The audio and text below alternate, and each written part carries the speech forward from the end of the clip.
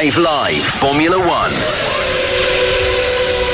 Good evening and welcome back to Montreal, Canada for round 5 of the Formula One World Championship. If you joined us earlier, you would have heard a rather entertaining sprint race, won out by Mercedes' George Russell, but that is now done and dusted, and it's full focus on the Grand Prix for the remainder of the weekend. Grand Prix qualifying coming away in a few minutes' time. And to guide you through it all alongside myself, Harry Benjamin, in the commentary box is former McLaren mechanic Mark Priestley. And well, Mark, we've had a few hours to calm down, I think, after that sprint race earlier.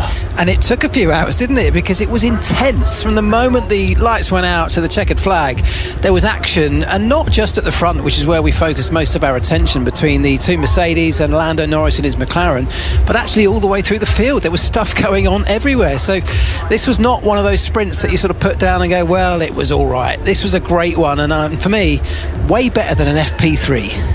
It certainly was. With that, the gap has closed because George Russell managed to bag the full 8 points earlier. Kimi Antonelli coming home in third in the end, so the gap closes by 2 points, just 18 now separating Russell from our championship leader Kimi Antonelli. Charles Leclerc sitting in third, with Lando Norris and Lewis Hamilton rounding out the top 5 in the Drivers' Championship. Over in the Constructors, Mercedes lead the way. They've got 77-point advantage over Ferrari. McLaren lie third, just 11 points behind Ferrari, with Red Bull in fourth. Alpine make up the top 5 with Haas, Racing Bulls and Williams, with Audi in ninth, the last of the point scorers in the Constructors. Cadillac 10th, Aston Martin 11th, yet to get off the mark. And look, we can't start qualifying, I think, Mark, without just having a little nod to what happened in the sprint race, particularly obviously the incidents between George Russell and Kimi Antonelli. We'll get stuck into it properly, I think, in our post podcast later on BBC Sounds, the checkered flag. Just search BBC Sounds and search for F1. But it was a first proper moment that the team have had to deal with two drivers gloves off, and the real sense of they are going for their first world championship. Yeah, and for me, it sort of brought back memories of the Lewis Hamilton, Nico Rosberg era, because at the beginning of that relationship between those two teammates, of course, both at Mercedes as well, it was all lovey-dovey in the first few races. There were some great battles, but they got out the car and hugged each other. And then after a couple of rounds, things start to get serious. You start to at least have half an eye on a potential championship, like you say, and it gets a little bit more feisty. And I think that's what we saw today, particularly from Kimi, who was losing out in that battle. George Russell got off the line cleanly from pole position and actually stayed there for pretty much the entire race. But Kimi was right behind, and he wasn't willing to just sit there and take second. You saw that grit from him, that determination to even put some really bold lunges on his teammate to try and get past, and they went wheel to wheel, even making contact at times. You know it's a juicy topic when the BBC's F1 correspondent Andrew Benson wants to chime in. Andrew, what have you got for us?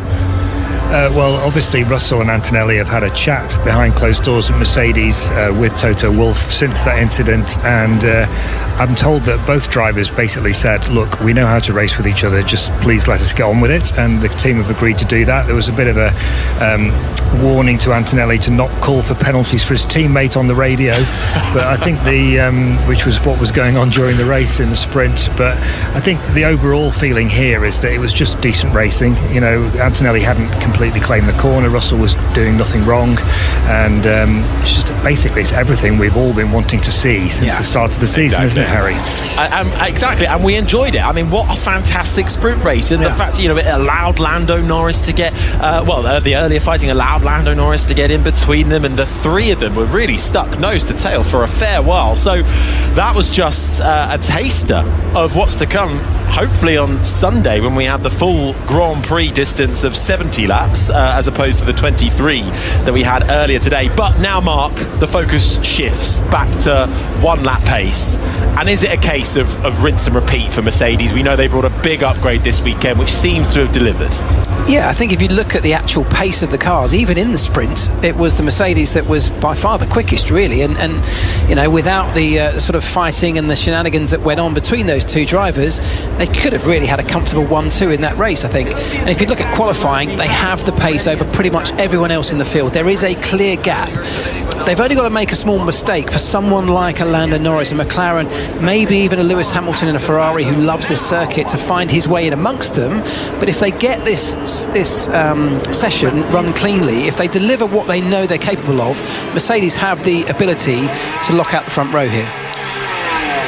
Oh, that's the sound of Franco Colapinto having to take evasive action as the Aston Martin of Fernando Alonso was released into his path in the fast lane, and I wonder if Aston Martin might well get a bit of a warning or a penalty for that, quite possibly. It tends to be financial penalties, but an unsafe release potential for Fernando Alonso and Aston Martin. But you can hear cars because we've got them on track, and Q1 is underway. 17 minutes and 13, 12, 11 seconds, and Alex Albon is first out, bearing in mind earlier on today in the sprint race was the first proper running he's had at the weekend after his incident in practice ruled him out of the rest of that session and sprint qualifying. One thing that I think will be weighing a lot on everybody's drivers in this session, Mark, will be just getting those banker laps in, because we saw yesterday Fernando Alonso finding the wall. We restarted that session with 1 minute and 46 on the clock, and only 2 drivers got a lap in. Yeah, and as is always the case at this particular racetrack, it's a case of weighing up that. There's a high risk because the walls are pretty punishing here, and if someone does have an incident like that, it can compromise a number of other drivers' laps. So you've got to weigh up that, so you've got to get your banker lap in. But there's the other side of it where this is a circuit that tends to ramp up in pace as the session goes on. So in theory, at least, the fastest opportunities are right at the very end of the session, particularly in Q1 when we've got everybody trying to find a little bit of space in this racetrack. That can get pretty congested. Oh, as a tyre warmer is caught on Charles Leclerc's front right tyre, and they have to roll the Ferrari back just so the mechanic can release it, as it then allows Leclerc to peel out of his box and into the fast lane of the pit lane. But Ollie Behrman is embarking on his first flying lap as he heads now down towards turn 3, a right-hander which plunges you downhill. You then flick to the left. His teammate Esteban Ocon there rode the curbs on practice, and that unfortunately spat the Haas right into the wall and resulted in a rather broken front wing, completely torn off. Not such the case for Ollie Behrman, who manages to negotiate that. Haas with a big upgrade this weekend, but not quite delivering yet for Behrman or for Esteban Ocon. But 15 minutes and 21 seconds on the clock, and the grandstand's absolutely full to the brim on the Ile Notre Dame, which hosts the circuit Gilles Villeneuve. One of the other things that we've been talking about all year is obviously energy management and that battery pack and topping up and deploying it at the right places, Mark. But Canada is what we've all been saying is one of the most energy starved on the calendar that we've come to so far. Can you explain a bit what that means and how that plays out? Because this track is kind of split into 2 when it comes to energy deployment. Yeah, because, you know, one half of this lap does have a number of corners. The other half is pretty much flat out, almost all the way. And I think that's it, really. The nature of these cars, if you're going flat out for long periods of time, you're going to see similar situations at Monza, probably at Baku as well, where you've got very, very long periods of a racetrack where you're flat out. You can imagine you're depleting your battery pack, your energy very, very quickly. And of course, the battery packs are not that big on a Formula One car these days. On a very long straight, you just get to the end of that and you run out. And effectively, with that happening, you lose a huge chunk, you know, somewhere close to half of your car's performance once that battery empties. So there's a lot of gamesmanship and management in terms of how you recharge that battery, where you do it strategically at different parts around the racetrack. And on a circuit like this, you know, it's important everywhere in 2026 in Formula One. It's been a big talking point this year. But this is a circuit where perhaps it hampers you more, because you lose out over a long straight. If your energy depletes quicker than another car, if you don't get onto a long straight with a full battery pack, you're going to lose out for a very long way down that down that straight. And those are the opportunities that those who've managed it better will have a relatively easy opportunity to get past. So it's going to be a talking point. It always is. Some tweaks that we know came in last time out in Miami have helped, and we got some greater ones coming, potentially at least, in the short-term future of Formula One. But this will be a real test for the drivers and the teams. Certainly will. But first flying laps coming in now. Oscar Piastri to the top of the times, a 1:15.105. Everybody out there on the soft tyre. This is the sound of Arvid Lindblad, who's been running very well this weekend. Managed to pick up a point in the sprint race earlier, and he pops himself up into second, does the British rookie, who has never raced around this track before, but you would not know it looking at how well he's adapted so far. Not been an easy year for him. Started well, had a really rough Miami last time out, but is learning with every lap he does in a Formula One car. And right now has just been put down to third because the man who drives for the big team at Red Bull, Max Verstappen, has put a 10th in between himself and Franco Colapinto in the Alpine, now second. Of course, another part of that, coming in as a rookie, somebody coming into the sport for the first time, unlike 20 years ago, when Lewis Hamilton first came into the sport, the simulators were nowhere near as advanced as they are today. And so when you came to a racetrack for the first time, a large part of your first day on track was literally learning the circuit. It was learning where to brake, where to get the power down, where you had grip and where you didn't, which curbs you could use. Today the simulators are so advanced that somebody like Arvid Lindblad has probably done thousands and thousands of laps virtually around here that are so accurate that when he gets in the real car, although it's not exactly the same, it's very, very close.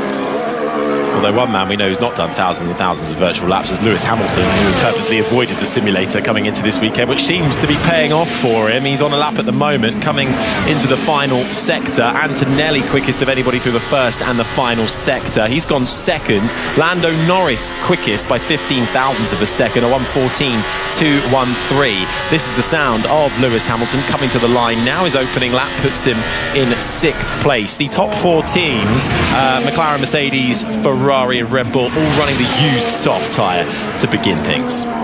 Yeah, just looking at Lewis Hamilton, it wasn't the cleanest of laps for him, 6/10 off what Lando Norris has done in the McLaren. We know there's more to come from Lewis in that Ferrari.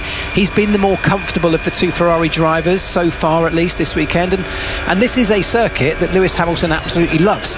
He's won here many times. He got his very first ever race win here, and I was very lucky and privileged to be part of that success when I was at McLaren back in the day. So this is a racetrack he instantly feels comfortable with. He has a bit of an affinity with as well. So this could be a real opportunity for him, where we've looked at his career alongside Charles Leclerc in that Ferrari, and it's not been that favourable if you look at results. This could be one where he has the opportunity to dominate. The ride has felt quite a bit worse today than yesterday. That was George Russell on the radio saying, not sure why the ride feels much worse compared to yesterday. So the balance on board that Mercedes, not quite to Russell's liking. He's 4th at the moment, a couple of tenths actually behind his teammate Antonelli. We know this track is so bumpy, Mark, so getting the ride right really can be quite crucial. Yeah, and tiny tweaks make a big difference. We don't know what they may well have changed. They have the opportunity, of course, to take the cars out of Parc Fermé after the sprint. They can effectively change pretty much whatever they like ahead of this qualifying session. But once this qualifying session has started, which of course it has now, they're now back in Parc Fermé, and effectively the setup they have on this car is frozen bar a couple of minor tweaks ahead of the race tomorrow. So if he's not particularly comfortable, it could change. It could come back to him with things like temperature and tyre temperatures and tyre pressures as they evolve over the course of the session as things heat up. So that can all affect the ride as well. Things like aero balance too, which he can tweak. So it's not that he's completely stuck with that, but what he can change is minimal now. Charles Leclerc isn't having the best of times out there right now. He hasn't got a time on the board. I think he's just had a lap time deleted for track limits down at turn 14. So that's the final chicane, which I think would then impact your following lap as well. So he's coming through the middle sector right now, but he's not on a quick lap. Still 9 minutes to go, but he's done 5 laps, which is the same as teammates Lewis Hamilton, and without a competitive lap time on the board. And all it takes is for a red flag at the wrong time, and suddenly Charles Leclerc is looking rather vulnerable as Kimi Antonelli goes to the top, half a second clear. Well, one of the other features, it seems, of the Ferrari is that it doesn't seem to like the soft tyres as much as some of the other cars, and it seems to come alive a little bit more in race conditions once you move on to the medium or even the hard. So, of course, in qualifying, the softer tyre, the one with the red wall that they're all on right now, in theory gives the fastest lap time. It's the softest in that particular range that we have available, so it should deliver more grip. But in the case of that Ferrari, the way that it works with the sort of chassis dynamics, the balance of that car, they just don't seem to be as comfortable on that particular tyre. Not comfortable out there are the two Audis, both running wide at different corners. For Nico Hülkenberg locking up and going straight on at turns 1 and 2. Gabriel Bortoleto doing it at 3 and 4. And we just had a look at Charles Leclerc and what he got pinged for track limits for, which was a lock-up coming into the final chicane, and then had to cut it. So that would then disallow the lap he was on, and the next one too. And now, with 7 minutes and 47 seconds on the clock, Charles Leclerc on course for his first flying lap of the qualifying session, coming into turns 8 and 9 now, negotiating it well. Arvid Lindblad is fastest of anybody in the first sector. Leclerc making his way as it slightly arcs to the left before you slam on the brakes into the hairpin at turn 10. A right-hander, 180 degrees, apply the throttle as you then head up through the gears, deploy a bit of your battery down the just over 1.1 kilometre back straight that leads you to the final slingshot, turns 13 and 14. This is where Leclerc locked up a lap ago. Does he allow himself a bit more margin? He does, and avoids the wall of champions, leaves a fair amount of room, does the Monegasque, to the line to get a lap time on the board, and he's a second off, but it's enough to put him 8th. Yeah, and still a couple of tenths behind his teammate. I think when you have an incident like he had, the pressure just starts to rise inside the cockpit. You know you have to deliver. You've got to get a lap on the board. You cannot afford to make the same kind of mistake. So just subconsciously, you might leave a few hundredths here or there where you're being a tiny bit more cautious, and maybe that accounts for some of that. But I think in reality, he's never been quite as comfortable as Lewis around here. So 2 tenths is probably not too far off the real picture. Lewis Hamilton going again as well. Really impressed with Arvid Lindblad. Just put a lap time to go third fastest, half a second adrift. He's come alive around this circuit. Yeah, really has. Had a good sprint as well. He chose to run on an alternate tyre to most others in the sprint earlier on, which will have an effect on his overall race strategy, because he used the hard tyre, which I think many people would think of being a potential race tyre, although we should throw in the caveat that there could be some weather changing over the course of tomorrow that could impact the race. We'll keep an eye on that. But yeah, he's done a very good job, not just at this weekend, but I think in the beginning of his Formula 1 career, he's not put too many feet wrong, has he? Not at all, as Hamilton goes 4th along the line, loses a little bit of time in that final sector. It's Antonelli quickest right now, with just over 5.5 minutes left to run of Q1, with a 1:13.380. He's got 2.5 tenths over Isaac Hadjar's Red Bull. Lindblad 3rd, Russell and Hamilton the top 5. Verstappen is 6th, then comes Lando Norris and Oscar Piastri, the top 8 with Leclerc, and Franco Colapinto rounding out the top 10. Sainz, Behrman, Lawson, Perez, Ocon and Albon are the top 16, and right now in that elimination zone, the slowest 6 drivers are Gabriel Bortoleto in his Audi, the Fernando Alonso Aston Martin, Hülkenberg, Valtteri Bottas, Lance Stroll, and Pierre Gasly finds himself right at the back once again. Found himself there in sprint qualifying yesterday, and what rather rued the day, and he didn't get a lap time in, and had to start the race this morning from the pit lane. So Alpine hoping to have a better run with Pierre Gasly. He's coming towards the end of his outlap now, so should have plenty of time to get one flying lap in. Charles Leclerc just had another big moment coming through the chicane of, I don't know where that was, midway around the lap. Big moment where he hit the curb, massively unsettled the car, and he was actually looking like it was a decent start to the lap, but that's massively compromised the middle part of his run, and I think that will hurt his lap time dramatically. But there were early good signs, but he's still not quite comfortable in that car. Yeah, I think that was coming through turns 8 and 9 as you rise up towards the hairpin, and Hamilton also right there on the track. That might have hindered him slightly as well. Okay, getting into the closing stages now of this first part of qualifying, where we'll look to eliminate the slowest 6 drivers as we set the grid for the Canadian Grand Prix. The race control screen has been lighting up, by the way. Lots of investigations that might be happening after the session. Unsafe release for Fernando Alonso, incident involving Perez and Fernando Alonso 2 down at turn 13.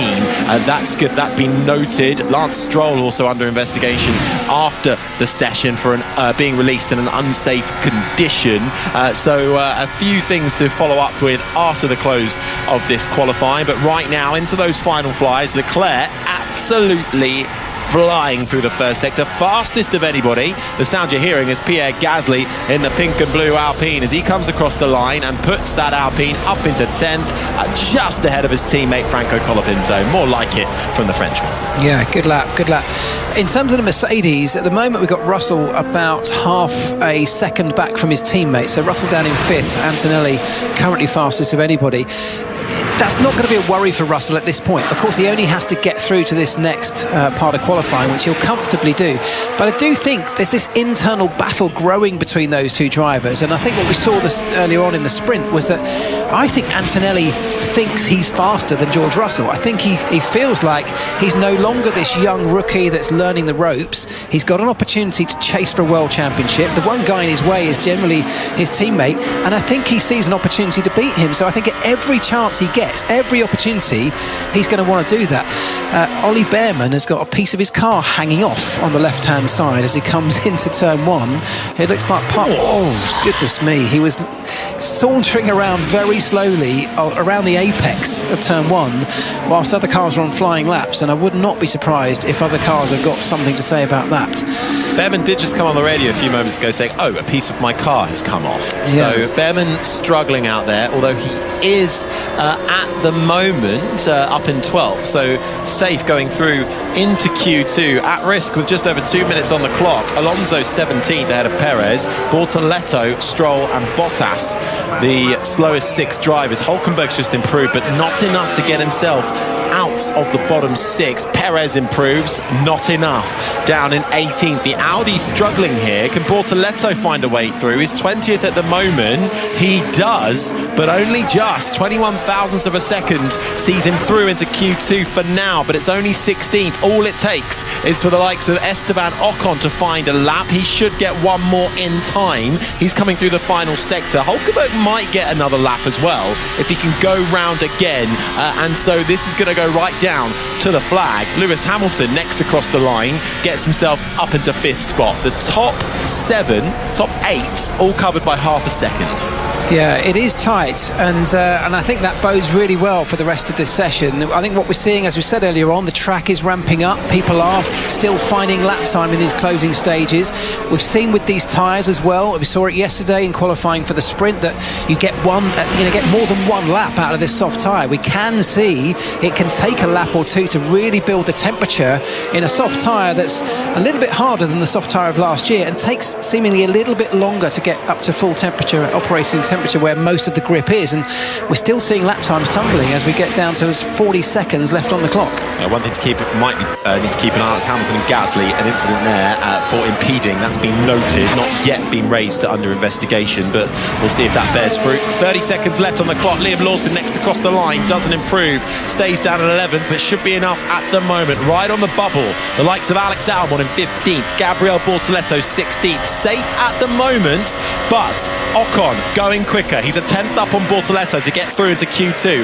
Hulkenberg is going again, so too Perez. Alonso's out there coming into the final sector now. Bottas has called it quits. He's coming to the pits. He's confined to the final spot on the grid in 20 seconds. Stroll out there as well, but not lighting up the timings in that middle sector.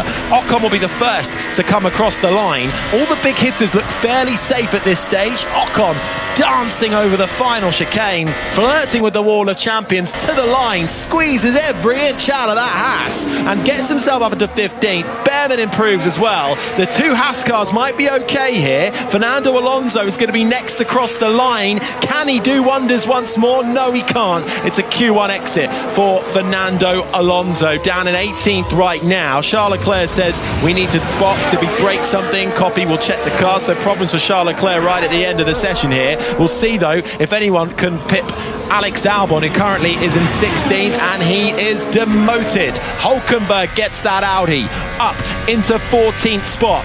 Can he make it 2 Audis? Can Gabriel Bortoleto join his teammate and put Esteban Ocon back down into the elimination zone? Coming through the final chicane now, needs to be inch perfect for the Brazilian in his second season of Formula One, to the line, and he does by a whisker. 70 thousandths of a second sees Bortoleto through and into Q2, with Esteban Ocon having to pay the price. He's eliminated in the Haas, down in 17th position. Alex Albon in the Williams bids farewell in 18th. Fernando Alonso is 19th, ahead of Sergio Perez. Then comes Lance Stroll and Valtteri Bottas, who called it quits early doors.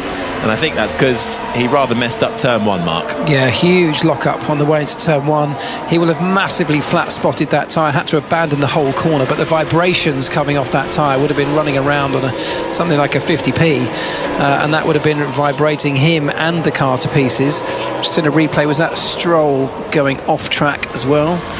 Rally style, it really sliding was. across the grass down at turn 3 and 4. And he impeded one of the Alpines, I think, in doing so. So I'm not sure whether the Alpine was on a flying lap at the time. But look, it was close. It was incident-packed. I think we saw Antonelli just showing exactly what he's capable of, and I don't think that's by accident. I think he's determined to do that. George Russell, seemingly a little bit more chilled, put a lap in earlier on and then just sat in the garage for much of that session, knowing that he was fairly safe. Well, as the contenders get wheeled back into their garages, we lose 6 of them. Esteban Ocon lining up in 17th, then that's his worst start of the year. Alex Albon down in 18th, with Fernando Alonso in 19th, who, yes, was much quicker, about a second quicker than his teammate Lance Stroll, and that continues the consecutive races out qualifying his teammate Lance Stroll. I think we're up to 41 races now that Alonso has consecutively out-qualified Lance Stroll, with Perez splitting the 2 Aston Martins, and Bottas, courtesy of a lock-up down at turn 1, bailing out of his final attempt, will line up at the back of the grid. Well, it's incident-packed, isn't it? I mean, it's got me on the edge of my seat for Q2. I can't wait for it, because if we get more of that, this is getting tighter and tighter. You know, at the start of this season, there were huge gaps from front to back. That's closing up already with the upgrades and the learning that people are finding. Wow, the Cadillac, the last corner. Yeah, copy Perez. He's starting a lap. Yeah, in the line, mate. That was Alonso just complaining about Perez, who really was slowing to build into that final corner. So slowed right down coming into the final chicane, and as Alonso was on a flying lap trying to attack that same chicane, he really had to bail out of it because the Cadillac was in his way.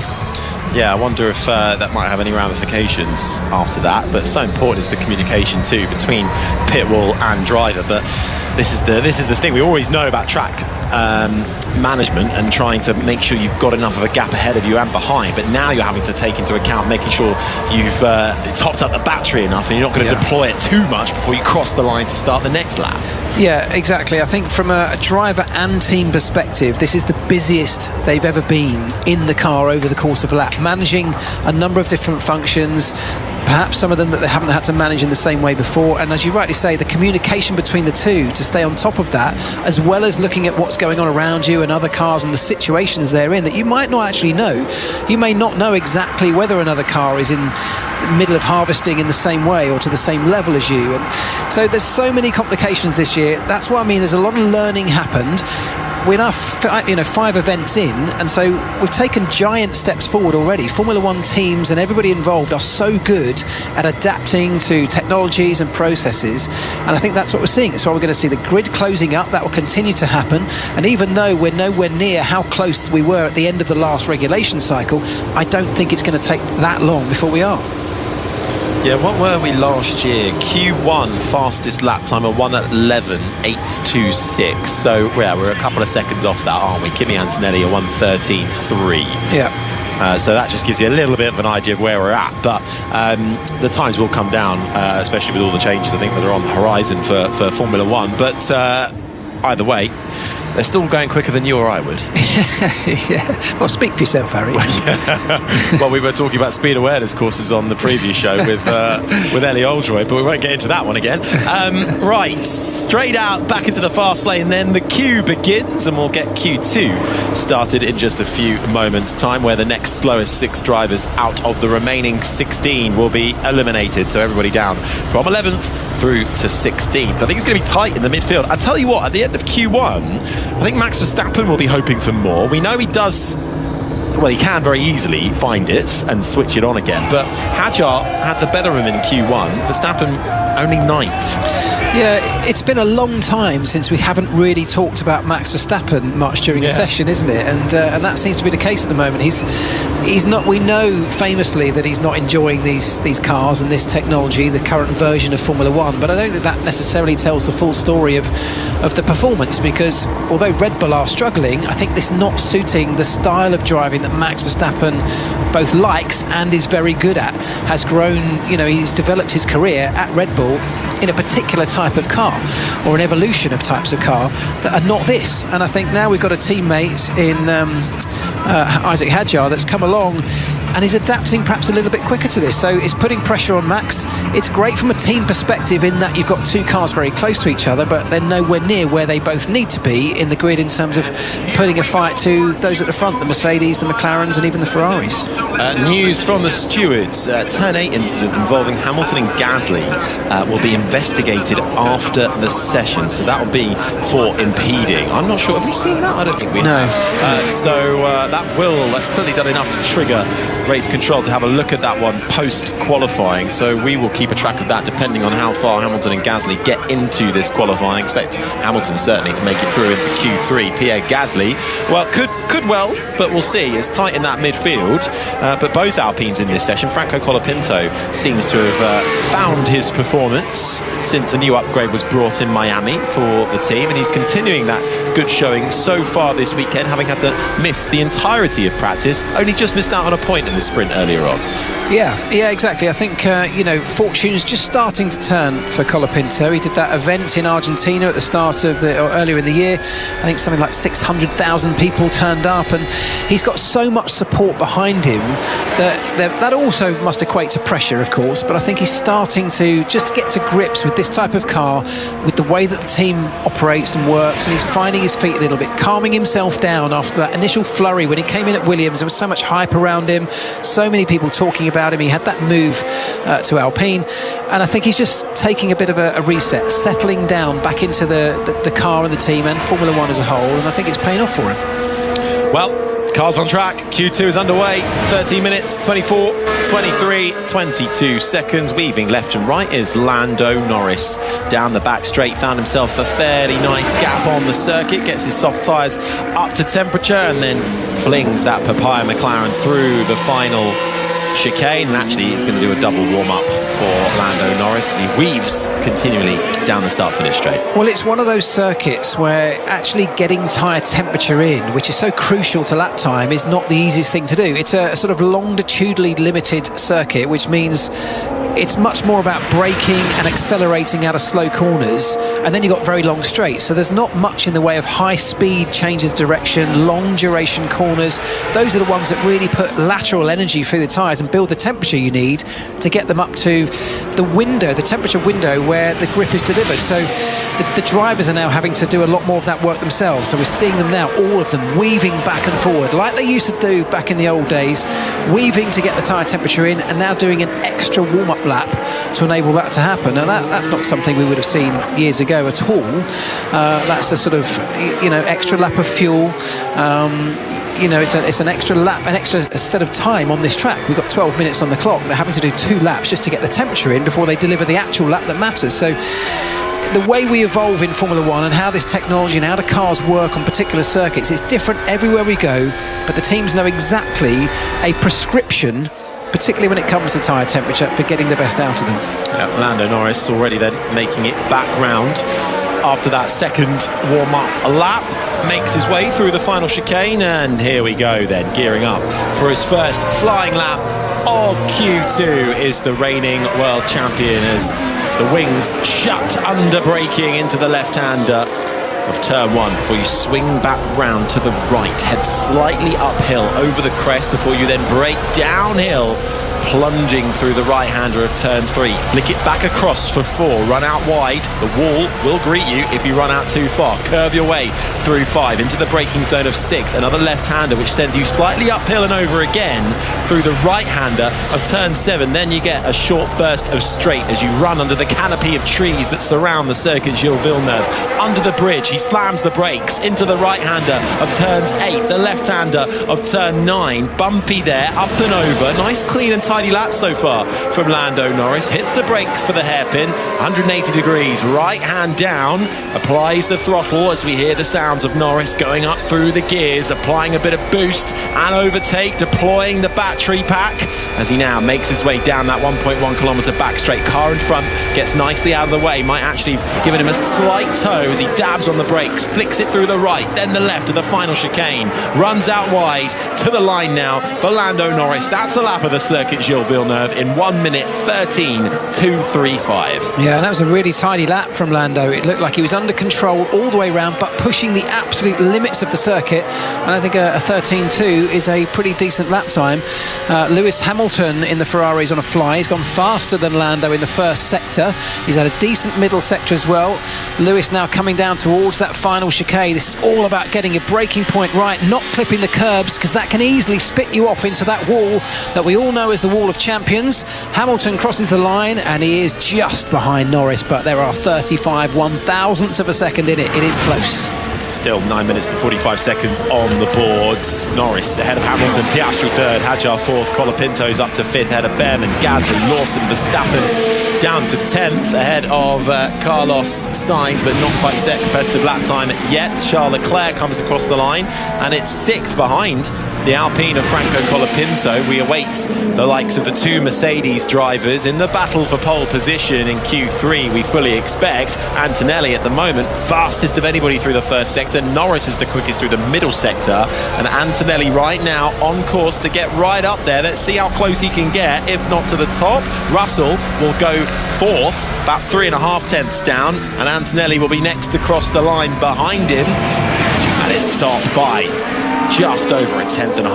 Yeah, this is a really aggressive Kimi Antonelli that we're seeing this weekend, and I think, you know, that's exactly what we want to see. As fans of the sport, we want to see that. We want to see this young aggression coming from the young Mercedes driver. I think within the team, particularly in the sprint, we saw that spilling over to the point where they made contact, the two teammates, and Mercedes, as Andrew Benson mentioned earlier on, have had to have conversations following that sprint to just keep that in check. We don't want to hold him back too far, Antonelli. It's part of the big strength. One of the things they signed him for is exactly that, but of course they have to manage the fact that they can't have these two battling out all season and making contact and costing the team big points. What it cost them in the sprint today was not very much. They allowed a McLaren in between the two Mercedes, but of course very few points given out in a sprint. On a Grand Prix day, that might have been a bit more costly. Interesting comparison coming up between the two Red Bulls. Verstappen has just come across the line in 4th, 4 tenths adrift, while Isaac Hadjar has popped his Red Bull up into 2nd, 10.5 away from Antonelli. That's a solid lap, a very solid lap from Hadjar. Verstappen down in 6th, 4 tenths off. I think that's actually a reasonable lap from him, but what Hadjar's just done, I think, has really surprised me, and I'm sure a lot of other people. We said the lap from Norris was a really strong one. He's gone quicker than that. Antonelli currently at the head of the field, Hadjar 2nd, Norris 3rd, and actually Norris just crossed the line again to get close to Antonelli, but not quite close enough, just over 0.5 tenth between the two. Norris now 2nd ahead of Hadjar, Hamilton, Piastri the top 5, Verstappen is 6th, ahead of Arvid Lindblad, continues his performance up inside the top 10. Russell, Hülkenberg and Colapinto make up the top 10. Then it's Leclerc, who's actually down in 11th, but he's on course to go 4 tenths quicker at the moment than Colapinto, who's holding on to that position just above him. Sainz is 12th, Bortoleto, Behrman and Gasly, the 15 drivers who have all set a representative lap time. Liam Lawson has not. I think he had a lap time deleted for track limit, so he will have to go again in the other Racing Bulls. Yeah, so here's Leclerc closing out the lap, running ever so close to that Wall of Champions. Let's see what he's got as he comes to the line. Yeah, it's not enough. He's all the way down in P9, so still not very comfortable. I think he ran wide at the chicane, at the hairpin, which would have cost him a little bit of time in the middle of the lap. I can't get my front tyres in the window, like, it's really, really bad. like compared to yesterday, the island was like I'm driving on ice. Copy that. So Verstappen cannot find temperature, cannot find grip in these tyres. Yeah, and you can't really understate just how important that is. It sounds like an easy thing and it sounds like a driver just moaning, but the reality is if you don't get that temperature, it really is like driving on ice. You just get no grip, the car won't turn in, you end up sliding and running wide, you miss the apex, your lap time is destroyed, and yet a few degrees, another 5 or 10 degrees of front tyre temperature could absolutely transform the way that the car behaves. Now you can get that tyre temperature from making small tweaks to setup. We said the cars are now in parc fermé, but one thing you can do is change front wing angle, so they can come into the pits, they can add a little bit more front wing, a little bit more downforce on the front. That will give you a bit more grip as well, but also the driver can make a difference. The way that they prepare those tyres, like we talked about, the weaving and the building to temperature before the lap starts can make a massive difference to your lap time if you get it right. Oh, lock up for Liam Lawson, who has still not done a proper lap. So he's running out of time and possibly running out of tyres as he locks up coming into the final chicane and has to bail out of it.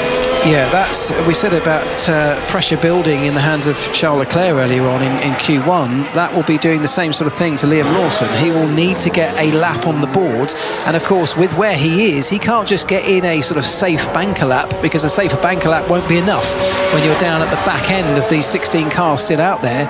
He's got to put in a blistering lap if he wants to have any hope of finding his way through, with his teammate all the way up in P7 right now. Down on mileage is Liam Lawson. Missed the majority of practice due to a hydraulic leak, and they weren't able to get him out in time for sprint qualifying either. So we'll go again, Will Lawson, but his teammate Arvid Lindblad showing that Racing Bulls have bought a very good upgrade this weekend, which seems to be working well. Mercedes, another to bring an upgrade, working well. McLaren also bringing a next step in their upgrade. They actually didn't like the new front wing, so they reverted to an old spec ahead of sprint qualifying yesterday, and they're going to continue with that throughout the rest of the weekend.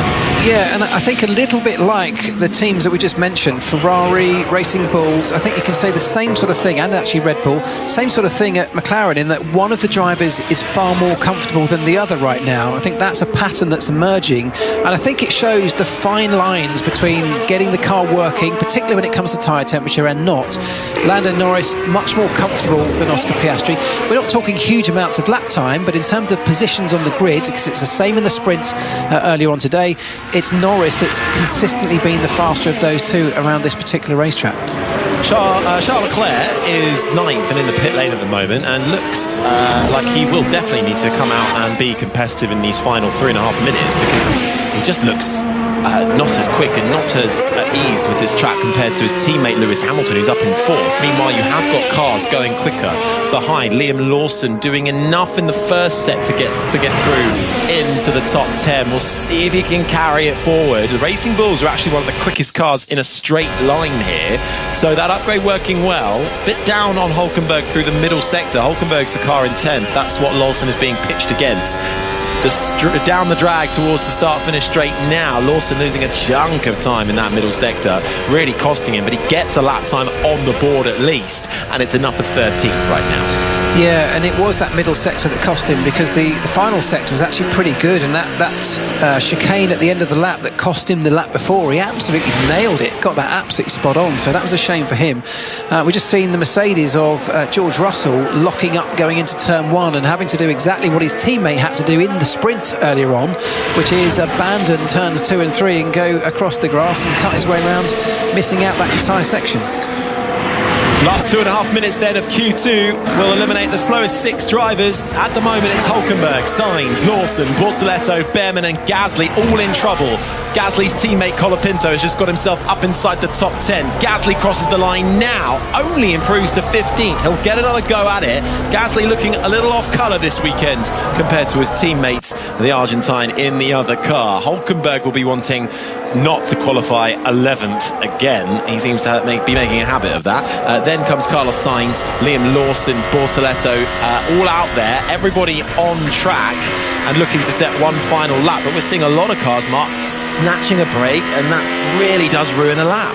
Yeah, particularly into that final chicane. It's after a very, very long straight. So as a driver, you've got a long period of time just flat out. And of course, what's happening during that period is tyre temperature does drop. It's in the airflow of the car. It's not putting much in terms of lateral energy through it. So temperature drops away and you get to that final chicane, which is so dependent on being accurate through the curbs. If you hit the curbs wrong, you end up in the wall of champions. If you overstep, you have to cut the whole corner, your lap's ruined. So there's a lot of pressure into that final corner. They want to get the most out of it, but a few metres late or early on brakes can absolutely destroy your entire lap. Final laps coming your way. Antonelli currently quickest, Norris second, Hadjar, Hamilton, Piastri the top 5, Verstappen, Lindblad, Russell the top 8, with Leclerc and Colapinto rounding out the top 10. Hamilton's next across the line. He's 4th at the moment and improves up into P1 by 35 thousandths of a second. This is the sound of George Russell. He's currently down in 8th, half a second adrift, looking to give himself a little bit more wiggle room. Dances the silver arrow through the final 2 corners to the line for the Brit. It's 3rd fastest, the top 3 covered by less than half a tenth of a second. Fine margins in Formula 1 here in Canada, and everybody vying to improve. Hadjar's improving in the first sector, fastest of anybody. Verstappen doesn't improve, he stays down in 7th. Tough last 2 sectors for the 4-time champion. Lawson just misses out on the top 10, and the Racing Bulls will settle for 11th, but it could be made worse. Is Isaac Hadjar, fastest of anybody in the first sector, goes right to the top of the times. Can the Audi of Nico Hülkenberg find his way into a top 10 position? It's lucky number 11 once again for the Hulk. Can Gabriel Bortoleto, his teammate in the other Audi, find his way through into Q3? Charles Leclerc looks safe for the moment. He's down in 9th. Colapinto is behind in 10th, not improving. Those on laps are Bortoleto, but I don't think he's going to do it. Pierre Gasly is the only other man out there now on a lap that could scupper those inside the top 10. Bortoleto has to settle for 13th, Sainz 14th, Behrman 15th. Charles Leclerc is looking to confirm Q3. Can Gasly find a way through? The final sector's fallen away from the Frenchman. I don't think he's going to do it, and might well be out qualified by his teammate. We'll see. It will be touch and go to the line. Leclerc comes across it first and manages to improve 1 position up into 8th. But it could be a fight between the 2 Alpines here to see which one progresses through, and it's an easy contest. Franco Colapinto holds 10th, Gasly improves, but only up to 14th. Well, where did Isaac Hadjar come from there to put in a lap that was quicker than anybody else in that session? It may only be Q2, but that is an absolute marker. A 1 minute 12.9. It's the fastest we've seen a Red Bull go. I think it's the fastest we've seen anybody go, certainly around this racetrack today. So that is a blistering lap when his teammate, in the hands of 4-time world champion Max Verstappen, struggling down in 7th. So, an interesting end to Q2 then, as Isaac Hadjar pulls up outside his Red Bull pit box, and we bid farewell to Nico Hülkenberg's Audi in 11th, Liam Lawson 12th, the other Audi of Bortoleto in 13th, with Alpine's Pierre Gasly in 14th. Carlos Sainz couldn't quite work his way inside the top 10 like he did for the sprint. Starts 15th with Ollie Behrman 16th and out in his Haas. And so what we're going to see in Q3, because you might be thinking, well, where did Mercedes disappear to? You know, the 2 Mercedes, they had decent laps. They were in 4th and 5th, Antonelli just ahead of Russell. But of course, that's all they needed to get through Q2. Q3 is where it really matters. That's where we're going to see everybody laying everything out there, taking the risks, because this is where everything counts. This is going to set your position for the grid inside the top 10, and I think what we're going to see is those Mercedes find their way somewhere close to, if not right back to the top. One thing I noticed when we were on board, so let's just hear Leclerc. And we are through.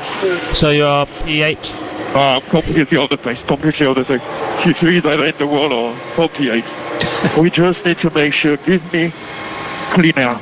I don't care about whatever else, just cleaner. That's all that matters.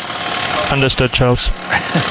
Well, that was a Charles Leclerc clearly not happy with his car. You could see that in the way that it was being driven, and it's confirmed by the lap time, off the pace of his teammate. He's saying, I just need a clean lap, I just want clean air. Don't worry about positioning me strategically to get the fastest lap time. Don't worry about giving me toes. I just want to be out there on my own so I can focus on getting that car around a lap as cleanly and as fast as I think I can do it.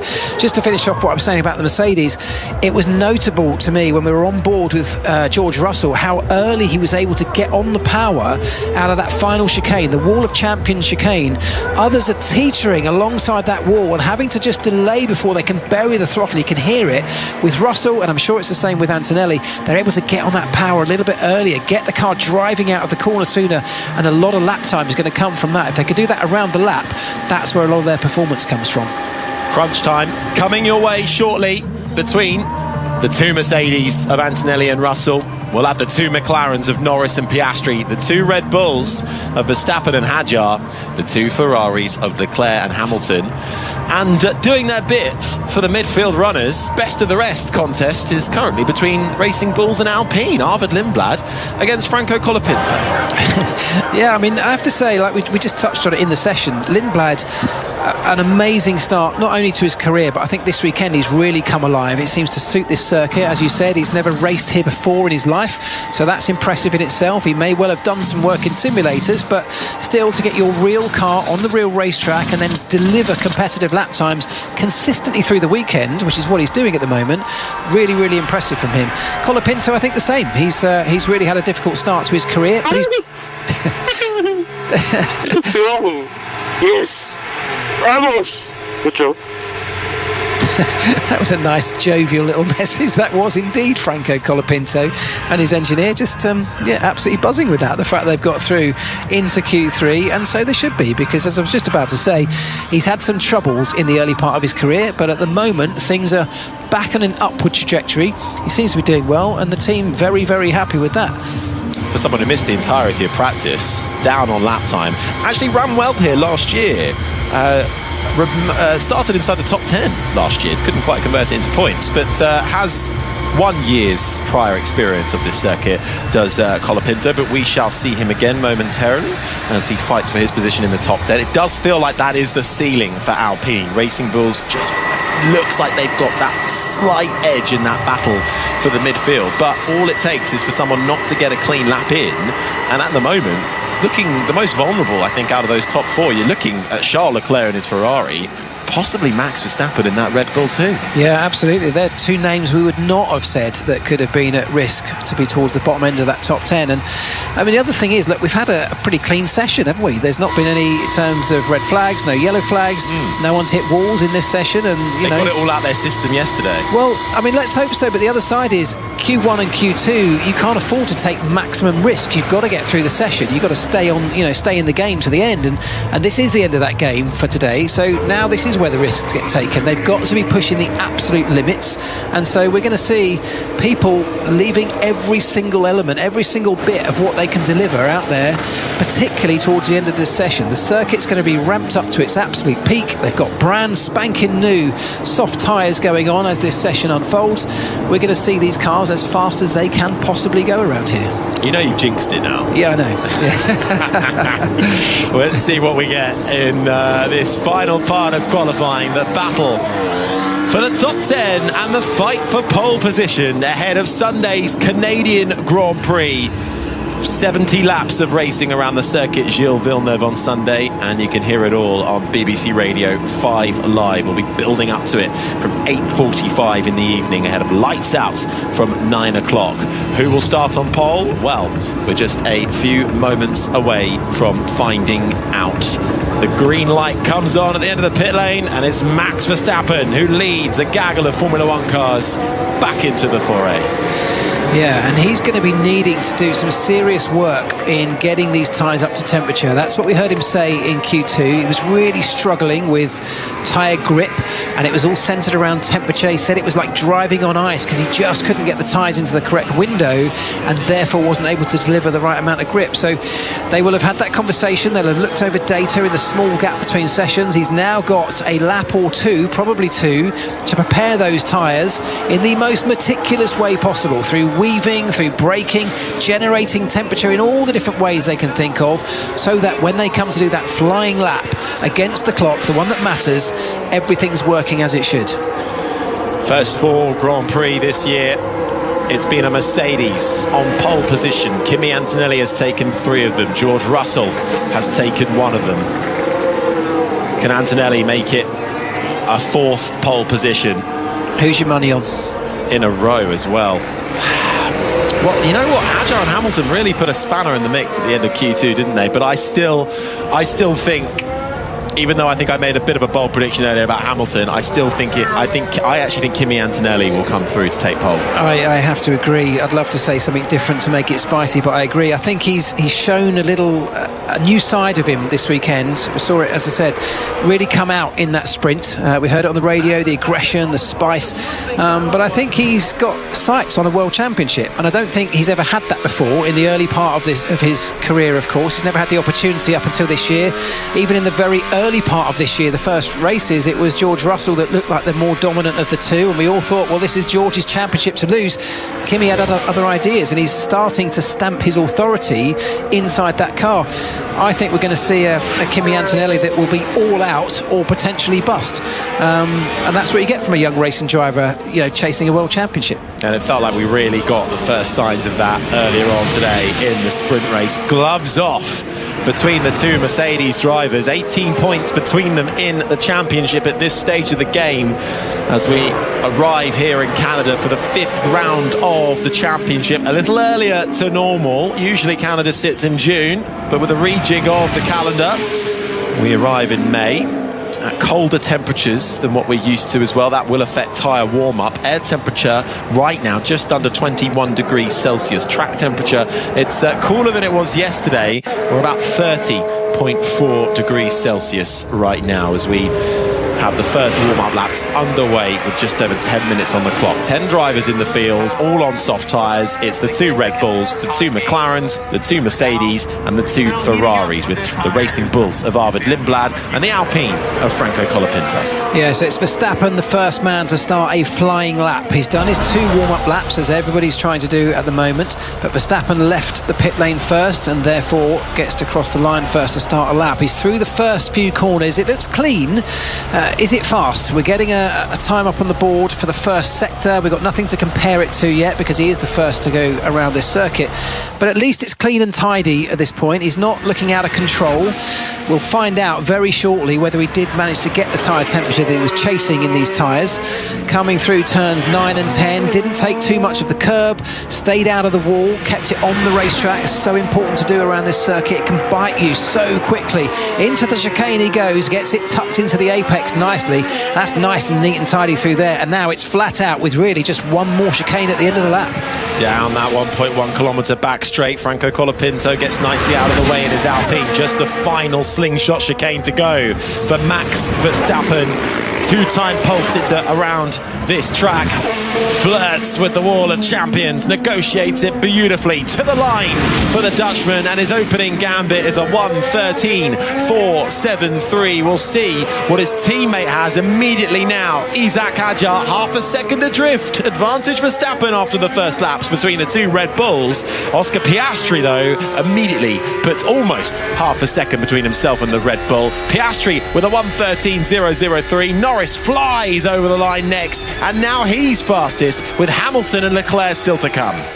Yeah, so Norris once again the more comfortable in the early part of this session than his teammate Piastri. With Verstappen, though, he may be quicker than Hadjar at the moment, but the lap time that he's set is still half a second off what Isack Hadjar was able to do in Q2. So we know there's more capability, more potential in that Red Bull, at least in the hands of Hadjar. He just hasn't been able to deliver that on that opening lap.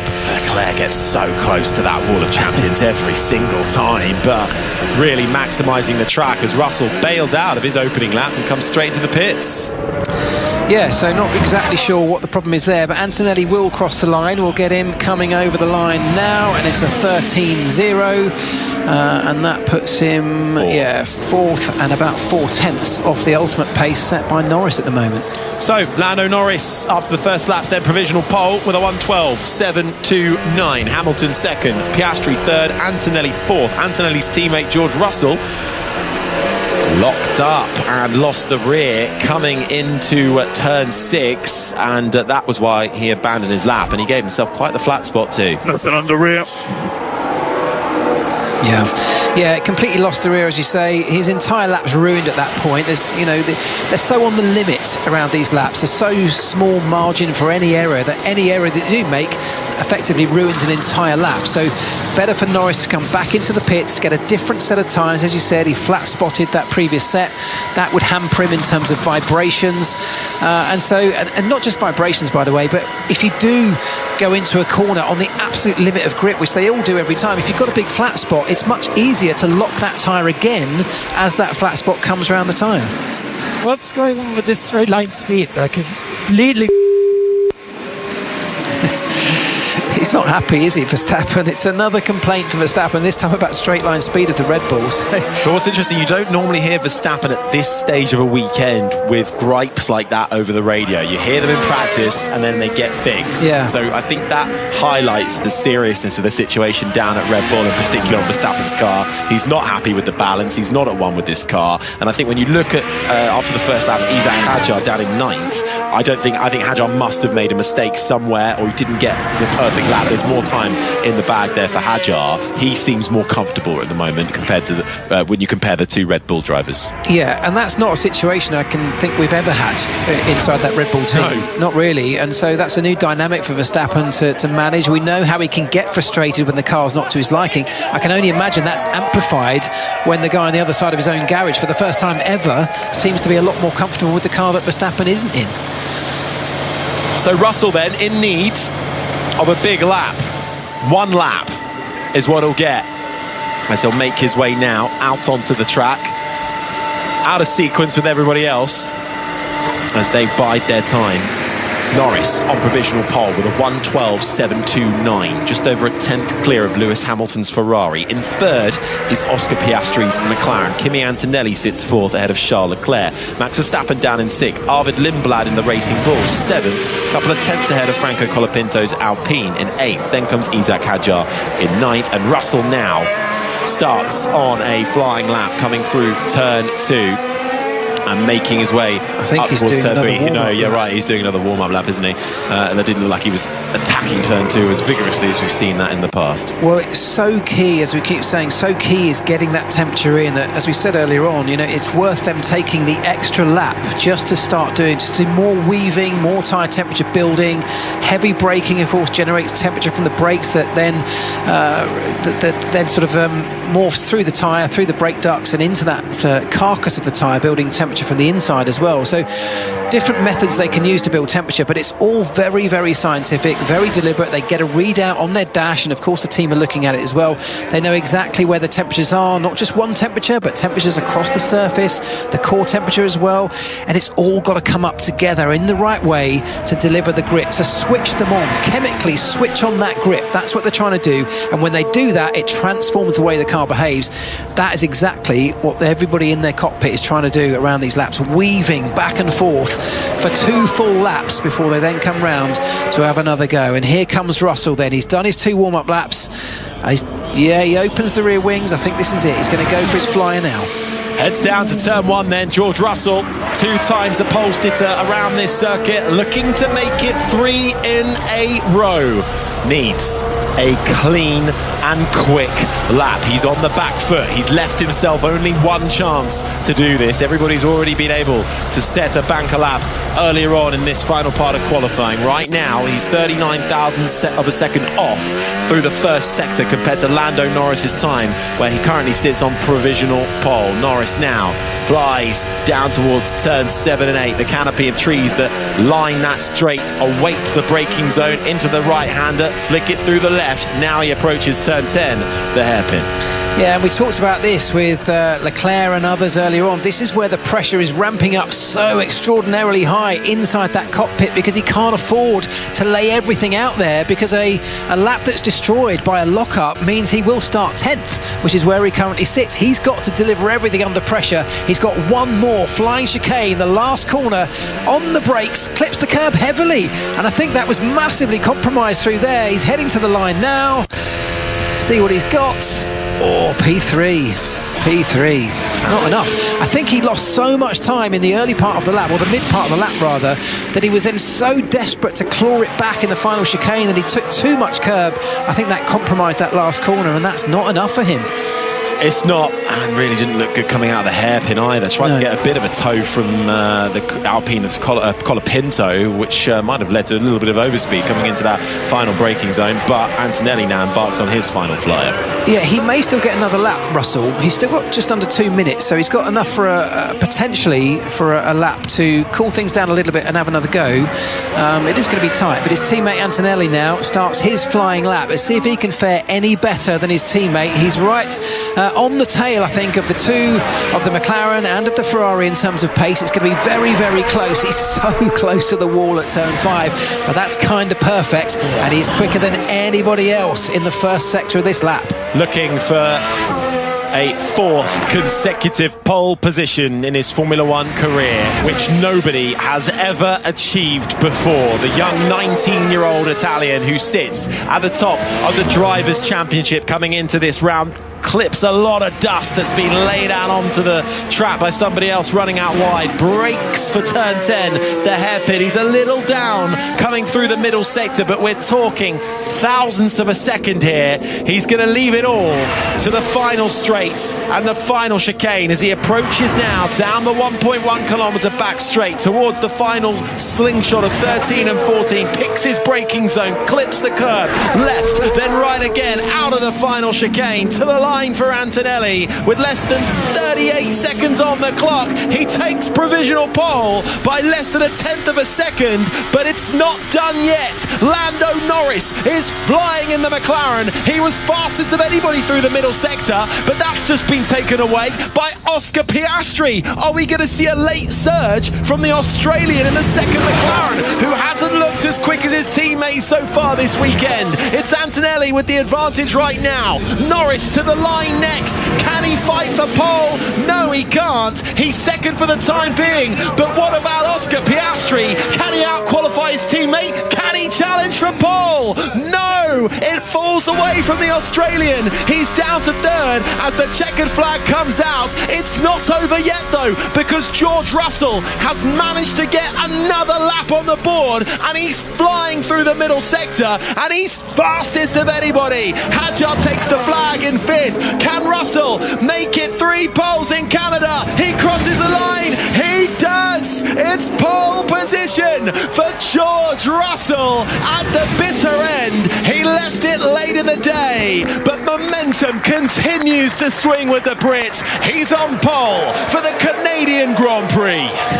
Wow. I mean, what a session from start to finish. That was nail-biting. George Russell absolutely delivering. The pressure was on to such a large extent. He just didn't get it right all the way through that session until it absolutely mattered. And in that moment, he did not put a foot wrong. And that is, 68 one-thousandths of a second ahead of his young teammate. Lewis Hamilton bailed out of his final lap.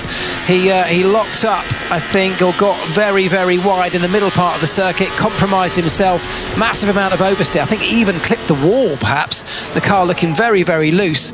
And so, yeah, massive power slide. Did he touch the wall? He certainly got very close to it. So he bailed out of his lap, which sets him back to P5. And I think he'll be a little bit disappointed because he was so close to Lando Norris but couldn't deliver when it mattered. Nice work. Yes! Well, done, mate. Keep me posted. It ain't good enough. Yep. That is good enough. Well done. Oh, we made that a bit tricky. It's a 3rd consecutive Canadian Grand Prix pole position for George Russell. There is something about the circuit Gilles Villeneuve and George Russell that just clicks. He didn't make it easy for himself, but he got the job done in the final lap available to him. It's the most exhilarating feeling in the world when it comes last minute out of nowhere. Good job.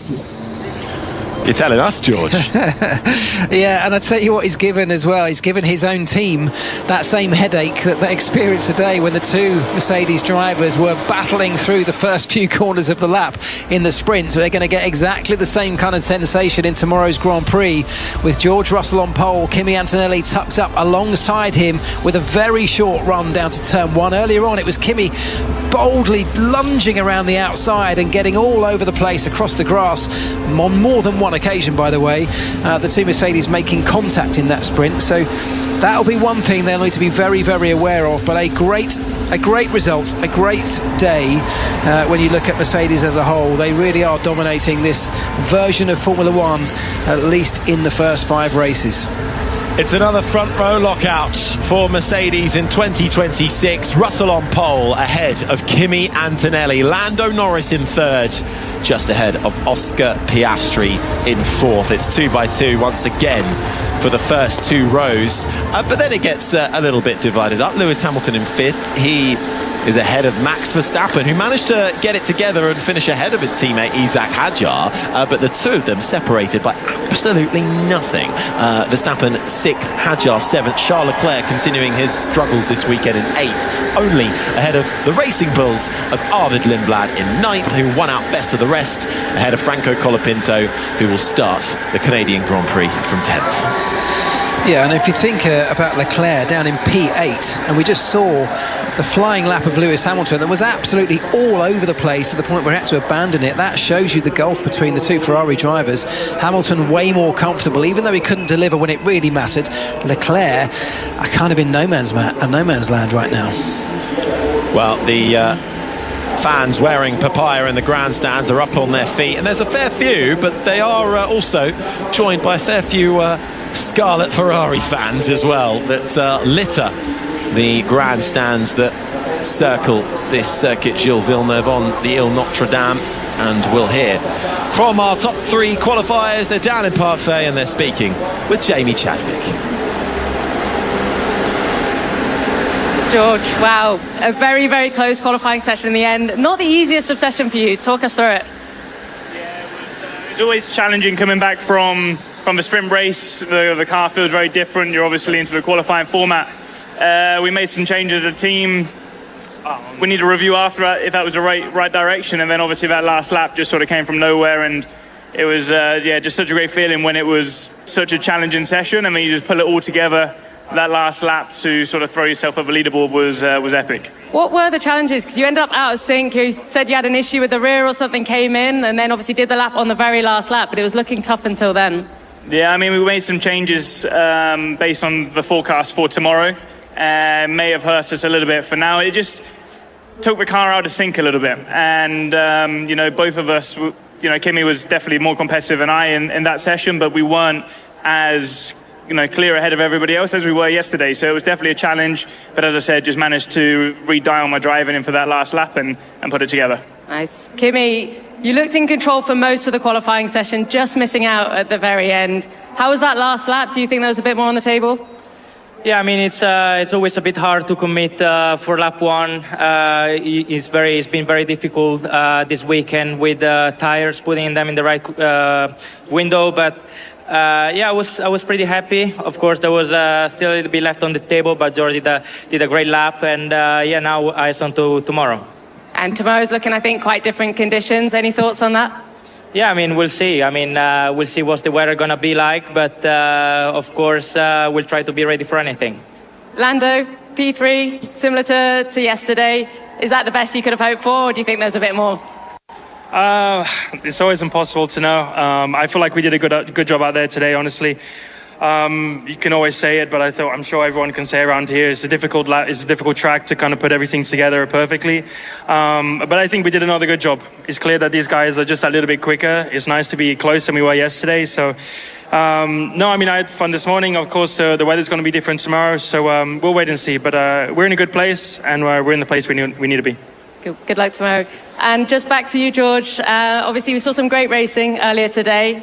Do you think it's going to be the same again tomorrow? The glove's going to be off, or have you been told something different? No, I mean, we've had a good chat since this morning, and we're both racing drivers. We both know what to do. We both respect one another. So we'll go racing. I think, we hope it's just battling the two of us, but we saw today how competitive everybody else is. Tomorrow it looks to be wet. That's going to be a whole new challenge as well. So to be honest, it's not really what we're thinking about now. We just want to ensure that we can be standing on the top step. Good luck. Thank you so much. Thanks, everybody. Your top 3 qualifiers for the Canadian Grand Prix, speaking with Jamie Chadwick there, and George Russell on pole position, then his second pole of the season. Kimi Antonelli makes it a Mercedes front row lockout with the 2 McLarens of Norris and Piastri behind. Mark Priestley, as they just said there, different prospect ahead of them for the race tomorrow with a fair amount of rain forecast. What are your expectations? Well, I mean, hopefully some beautiful chaos is what I'm really up for. It was interesting hearing George to say they've made some changes to the car with that in mind. They had so much of a pace advantage, probably around 3/10 over everybody else in outright pace. Maybe they've made, because they had that advantage, maybe they were able to make some compromise today that might sit them in a better position tomorrow if it is indeed wet. So look, I think a wet race, particularly around here, always causes chaos. We've seen some dramatic ones in the past, but it will still come down to who's got the fastest car, and at the moment that is clearly still the Mercedes. Oh, well, it could be a tantalising prospect. Do make sure you join us for it. 70 laps of racing around the circuit Gilles Villeneuve coming your way on Sunday on BBC Radio 5 Live. You can hear us on air building up to all the action from 8:45 in the evening ahead of lights out from 9 o'clock. My thanks to Mark Priestley. We'll see you for round 5 of the Formula 1 World Championship, the Canadian Grand Prix on Sunday. George Russell starts on pole position. This has been an IMG production for BBC Radio 5 Live.